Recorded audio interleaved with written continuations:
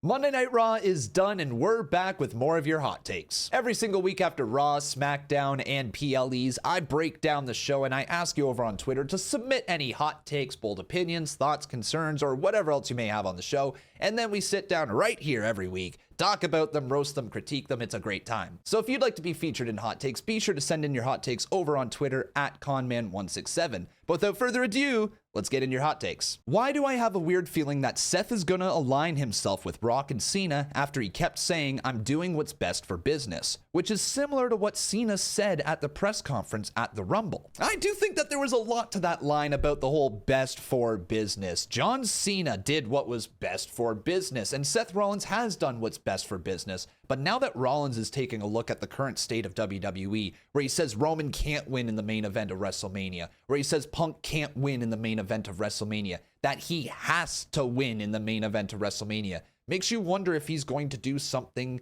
drastic. I don't know, man. Like, Paul Heyman owes Seth Rollins a favor. There could very well be something there, and especially the way that it was teased at the end of Monday Night Raw, with Rollins being the only guy to give Paul Heyman basically this opportunity to choose what he wants to do.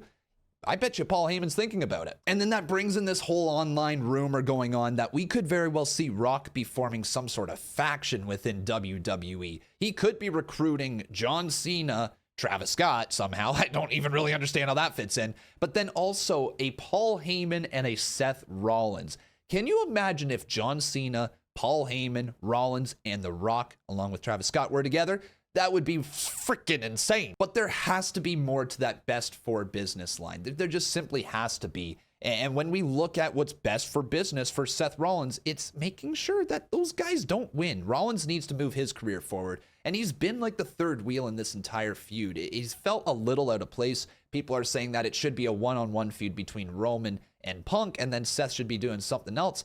Well, like, that literally is the third wheel in the feud. So getting him back to that level where he's viewed at the level of a CM Punk or a Roman Reigns could be integral for Rollins moving forward. And he also said something along the lines that, like, whoever wins this main event of WrestleMania is going to push the WWE into the future. They are the future of the company, and it can't be those other two guys. So Rollins might do something crazy, and he might just very well align with The Rock. Bron Breaker needs to lose the Intercontinental title and win the King of the Ring. I love this idea. Yes, okay, so Bron Breaker defending his IC championship at WrestleMania. Very cool idea to have him in a fatal four-way, because not only does it give him the opportunity to lose the match without being pinned, but then it could keep him strong moving forward and could move him up the card. It could move him right into that world title picture. And we have seen Bron Breaker interact with Gunther in the past. So let's say if somehow, some way Gunther retained the title, that could be an easy transition to go right after that. There's also a man who he's faced for the IC championship and won the IC title in Jey Uso. So I wonder if they might do Jey Uso Bron Breaker for the world title after WrestleMania, or if they run back Gunther versus Jey again, or if they run Braun versus Gunther. Although I do think, regardless of what happens with that world title match, we will see Bron Breaker lose his IC championship at WrestleMania, and I think he moves up the card some more. It's got to happen. And then if you're looking at what could move him even further up that card, what could put him into that position of being in the main event, go the Gunther route. Have him lose the IC championship, win the King of the Ring, go on to be a beast, and there you go. You got a main eventer in Bron Breaker. Kross lost on purpose. As you can see, he just let AJ hit his finisher. He's getting in AJ's head, and this just shows how good of a storyteller Karrion Kross really is. Karrion Kross' brain for the business is actually amazing, and I can't wait to see what other creative ideas he's going to come up with. The fact that he was wearing the same type of gear that AJ Styles wears, and he reached out to AJ Styles' gear maker in order to get that, it's just like the mind games on another level from Karrion these days. And what I love the most about Karrion Kross is not the fact that they decided to bring back his NXT entrance. It's not the fact that he's been putting in great work for years in WWE. It's the fact that he is looking at every little detail and every single second he gets on TV screen and maximizing his TV time. I love what Kross is doing, and it's just a matter of time before this dude truly breaks out of this, I don't even know if you want to call it a slump, mid-card, lost in the shuffle, whatever it is. It's only a matter of time before he moves up into that mid-card picture. Hell, main event picture could be a thing for him too. What I hope for Karrion Kross is that this actually leads to something, because there's been a lot of things throughout his career in WWE where he's the catalyst for people turning, but he's not actually in the featured spotlight. And after he got that new entrance or old entrance, whatever you want to call it, from NXT, he looks like he's ready to break out again. We could be looking at Karrion Kross as being a mid-card champion throughout the year. I certainly would expect him to be fighting for some titles at some point, but also just seeing the little tiny details that he brings to every single story that he has makes me wonder if there is a career for him in creative. Like, there's no question his brain is absolutely made for this wrestling business, and if he was able to put those brain powers into making creative moves and making stories and all that for WWE, we might get some really cool tiny details that we just generally don't get in other WrestleMania stories or just wrestling stories in general. But all love in the world for Karrion Kross. He is crushing it right now. Io should pin Bianca to retain. We already had Undertaker's WrestleMania streak. We don't need another one, especially one that most people don't really care about. Saying that people don't care about Bianca Belair going 5-0 at WrestleMania is certainly a choice. I wouldn't say people don't care about it. I would say that it's not as big of a deal as Undertaker's WrestleMania streak. But also, you can't just say that Undertaker, after he was 4-0, the streak meant much either. It didn't really matter until like 10 years. Pretty sure they didn't even mean to make the streak happen. But once they realized, they're like, oh, we got to keep booking that man strong. But in Bianca's case, I'm pretty sure everybody is aware that she's undefeated at WrestleMania. And it could be a little forced if you try to have Bianca Belair become the new Undertaker streak at Mania. I don't think we're ever going to see a streak like that replicated. But there is something to be said about keeping somebody undefeated if you don't have a true reason to take the title off them or give them the loss or whatever, right? Bianca Belair looks like she could be a women's champion. It looks like they have the stories lined up for her with Jade Cargill and Naomi right there, and with Rhea Ripley. And then if they ever wanted to do one-on-one again with Io, they could. There are so many stories for Bianca Belair right now that it makes sense to put the title on her. If you just have her lose at WrestleMania, it's like, okay, there better be a reason. If she's losing at Mania, it's got to be because there's storyline progression, right? There's got to be more of a reason for Io retaining or for Rhea winning. There just can't be, hey, let's just not put the title on Bianca Belair and break her undefeated streak. It's got to stay intact, honestly, and it should be the right call to put the title on Bianca Belair. But if it doesn't happen, then there needs to be a solid reason for breaking that undefeated streak. I just can't sit here and picture that WWE would have a 4-0 character like Bianca Belair and not be heavily considering extending the undefeated streak of Bianca. Like, it's just, to me, that's a no-brainer. Have her go undefeated for a little longer and then eventually build it up to the point, like, you know, that it feels like, hey, this would be a big deal if she lost at Mania and we ended her undefeated streak. Like, even if it was 7-0, you know what I mean? It'd still feel like a big deal. Oh boy. This road to WrestleMania buildup has been one of the worst in history, and I'm done pretending. The main event / World Heavyweight title have been booked great, but Cena's schedule has also been painful, and 70% feels like it's made up as they go. Raw started and ended strong, but painful mid-card. I understand that this road to WrestleMania has not been the best, okay? And I'm not going to sit here and pretend that it is the greatest of all time. It doesn't have the same feeling that we had last year, but also last year's was not planned to go in the direction that it did. It was very much just build as we go and see what we can do, right? This year's WrestleMania feels like there was a plan for a long time, and it feels like the people just rejected the plan. People didn't like Charlotte Flair winning the Royal Rumble. People didn't like Jey Uso winning the Royal Rumble. It just seemed like everybody didn't like what happened at Rumble, and has decided ever since then that we are going to hate everything that goes on at WrestleMania, regardless of how good the build or how bad the build is. This is honestly probably like a middle of the road build for WrestleMania. I can't sit here and pretend and say it's the worst build ever. I haven't seen every single build, but I've certainly sat through a lot, and this is by far nowhere near the worst build to WrestleMania ever. I can picture the pandemic WrestleMania. I can picture 2017, 2018 range, 2019, somewhere in there.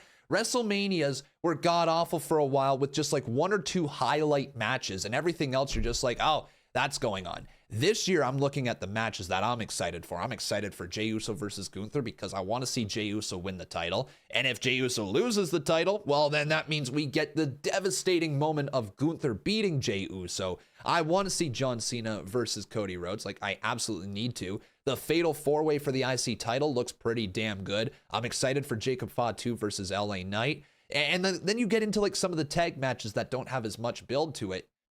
The matches still look like they're going to be pretty freaking awesome. AJ Styles, Logan Paul, I'm intrigued by it, and I think the match itself will be good. The build could have been better if we started a few weeks earlier, but like, everybody's screaming at the top of their lungs saying that this is the worst build to WrestleMania in history. And I'm like, no, I don't see it that way. Not even close. Is it the best? Nah, it is not the best. Is it top 5 or top 10? No, but if you told me it was top 15 or top 20, I'd agree with you on that one. There's been 41 WrestleManias. This is by far nowhere near the worst build in WrestleMania history. Chicken jockey! Sorry, sorry. Why has Chad Gable been left off the Mania card? What a disgrace. Bro, it is such a shame. Okay, this man, Chad Gable, has been busting his ass for years and years and years, and he continues to get no respect, okay? We gotta put some respect on his name. Sorry, Mandy Rose. But how is it somebody like Chad Gable, who is literally on TV every single week, who is doing some of the best character work, he's sick right now, and I understand that he's sick, but like, it's such a shame that the doctors wouldn't clear him. How is he not cleared for WrestleMania? How is Chad Gable not on the WrestleMania card? You know what? I actually am going to go back on what I said before. This is the worst build ever in WrestleMania history because Chad Gable got screwed. Like, this freaking luchador just waltzes on into WWE, gets a match against Rey Mysterio, and Chad Gable's left at the sidelines. Justice for Chad. This is incredibly unfair. And like, I just can't believe that Triple H would do this to this man. I would not be surprised if Chad Gable leaves this company, if he goes works in New Japan, AEW, TNA, or anywhere else. All right. I would not blame him after this blatant disrespect of excluding Chad Gable from the WrestleMania card. We gotta be better, Trips. We cannot leave this talented man on the sidelines again. You already tried to kill him with the Wyatt 6 one time, and now all of a sudden he's off Mania. What does this man gotta do? Is it just me, or do I think Dom is going to turn on Finn anytime soon? It is most certainly not just you. Most of us believe that at some point Finn Balor and Dominic Mysterio are going to feud, and it feels like it's very likely that it could happen beginning at WrestleMania. Like, let's face it, this year's WrestleMania could benefit from a major heel turn or babyface turn at the show of shows. And if that came in the form of Dominic Mysterio or Finn Balor turning on each other, like, can you imagine if Finn... I've got it right here. We could have a babyface Dom if we really wanted to. You could have Finn beat down Dom, and you could have the other Judgment Day members, like, watching, not knowing what to do. And then all of a sudden, the Judgment Day members leave Finn and they side with Dom, and you get a babyface Judgment Day. Like, that could happen. I know it sounds ridiculous because Dominic Mysterio going on his own probably is not the right call. He still is a little green and he could use other people to be around. But Finn Balor could certainly be out on his own as a heel. He could absolutely crush it as a heel. Or you could flip it that way. You could literally have Dom be exiled from the group if you wanted to, or you could have Finn be exiled from the group, or you can have nothing and you can just tease it. But I think something's going down with Dom and Finn at WrestleMania. They'll start out on the same page during the match, but at one point, one of them will go for the pinfall, and they are going to turn on each other. This big money match is going to cook, but AJ has to win. This might be his last WrestleMania. So here's the thing when it comes to pro wrestling. Generally speaking, when you are near the end of your career, you don't win. You generally lose. And if this is AJ Styles' last WrestleMania, well then there's a possibility that he is going to lose to Logan Paul. In fact, I think there's more than just a possibility. I think it's probably very likely it's going to happen. AJ Styles is an absolute legend, but Logan Paul is young, on the rise. He's had lots of WrestleMania matches already, and people hate him. It's just a matter of time before WWE really continues to push him up that card. I know not everybody loves the man, all right? I totally understand, but he gets heat. He draws views. Logan Paul needs this win at WrestleMania. And if anything, AJ Styles is going to make Logan Paul look like $1 billion. He's going to make him look so good. If the selling of that pulverizer finisher is anything of a hint of what this match is going to be, the two are going to have insane chemistry in the ring. And we also know from Logan Paul that his matches are incredibly rehearsed well ahead of time. I imagine between AJ and Logan, if they had some time to put this match together and to go through the motions and to figure out where they need to be at all times and what moves they're doing, they are going to absolutely cook. Hell, it might even be one of the best matches of the entire WrestleMania weekend, which people don't want to admit is a possibility, but it certainly is. AJ Styles and Logan Paul are just going to be very, very fun to watch in that ring, and I can't wait for this match. But those are your hot takes. Let me know any others that you have down in the comment section below, and also while you're down there, make sure you leave a like on this video, make sure you subscribe to the channel, turn on those notifications, and keep coming back every single day because we upload wrestling videos every single day. And as you can see, we have this timer going on down here in the bottom corner. It's not just for looks. We have a subathon going on Twitch right now. That timer, as soon as it hits 0, is when I stop streaming, but you guys can add time to it, 3 minutes per subscription over on Twitch. Hope to see you there. Thanks again for watching, and have a great rest of your day.